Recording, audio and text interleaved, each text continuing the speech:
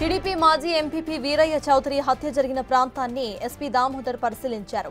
వీరయ్య ఆఫీసులో ప్రత్యక్ష సాక్షుల నుంచి డీటెయిల్స్ ను అడిగి తెలుసుకున్నారు. హత్య జరిగిన రోజు ఆఫీసులో ఉన్న సిబ్బందిని విచారించారు. నిందితుల ముసుగు వేసుకుని వచ్చారని అన్నారు. దాంట్లో ఎంతవరకు వాస్తవం ఉందనేది ప్రశ్నలు జరగడం జరిగింది. హత్యలో ఎవరి హస్తం ఉందనే కోణంలో కూడా విచారణ జరిగింది.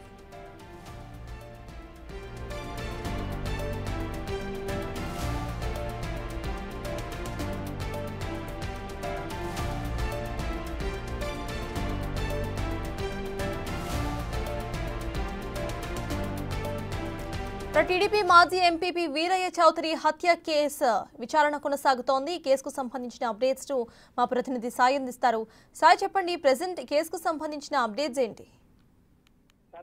వీరయ్య చౌదరి కేసుకు సంబంధించినటువంటి అంశంలో పోలీసులు నిన్నటి వరకు ఈ రోజు వరకు జరిగినటువంటి విచారణకు సంబంధించినటువంటి అంశంలో అనేక కోణాల్లో కూడా దర్యాప్తు చేపట్టారు. అయితే వీటి హత్యకు సంబంధించినటువంటి ఈ దర్యాప్తులో ఎక్కడా కూడా క్లూస్ లభించకపోతే హత్య ఏ విధంగా జరిగిందనే దానిపైన ఇంకా క్లారిటీ రాకపోవడంతో పోలీసులు అయితే స్టైల్ మార్చినట్టు తెలుస్తుంది.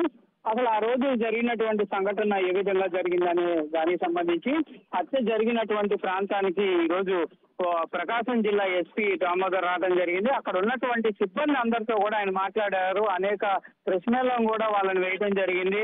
ఆ రోజు సిబ్బంది ఎంతమంది ఉన్నారు, ఎవరెవరు ఆ రోజు వచ్చారు, ఎవరు ఏ పనిలో ఉన్నారు, అసలు హత్య జరుగుతున్నటువంటి సమయంలో ఎందుకు గమనించలేకపోయారు అనే కోణంలో కూడా ప్రశ్నించినట్టు తెలుస్తుంది. దాంతో పాటు హత్య జరిగినప్పుడు ఎవరు ముసుగు వేసుకొని వచ్చారనే దానికి సంబంధించినటువంటి అంశాలను బయటకు తీసుకొని రావడం జరిగిందనే దానికి సంబంధించినటువంటి విచారణ కూడా చేపట్టడం జరిగింది.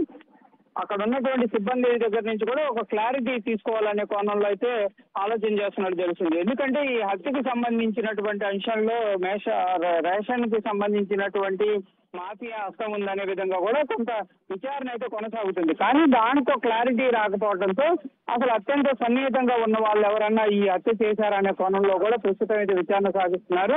ఆ రోజు వీరయ్య చౌదరిని ఎవరు కలిశారు, ఫోన్ లో ఎవరు మాట్లాడడం జరిగింది, లేకపోతే ఆయన దగ్గరికి ఎవరన్నా కొత్త వ్యక్తులు రావడం జరిగిందా, ఇలాంటి అంశాలను కూడా సిబ్బందితో అడిగినట్టు తెలుస్తుంది. దాంతోపాటు చుట్టుపక్కల ఎక్కడెక్కడ సీసీటీవీలు ఉన్నాయి అనే దానికి సంబంధించిన దాంట్లో కూడా ఇప్పటికే దర్యాప్తు అయితే కొనసాగుతుంది. కొన్ని సీసీటీవీ ఫుటేజ్ కూడా బయటికి రావడం జరిగింది. అందులో కొంతమంది వ్యక్తులు అయితే ఈ హత్యకు సంబంధించినటువంటి పరారైనటువంటి దృశ్యాలు కూడా కొన్ని వెలుగులోకి వచ్చాయి. అయితే వాళ్ళు చూస్తే మాత్రం స్థానికంగా అంటే ఒంగోలు ప్రాంతం వాసులుగానే గుర్తిస్తున్నటువంటి నేపథ్యంలో హత్య చేసింది కంపల్సరిగా లోకల్ వాళ్ళే అనేది కొంత నిర్ధారణకు అయితే వస్తున్న నేపథ్యం ఉంది. కాబట్టి అత్యంత సన్నిహితుల్లో చేశారా లేకపోతే ఎలా జరిగిందనే కోణం అయితే ప్రస్తుతం విచారణ కొనసాగుతుంది.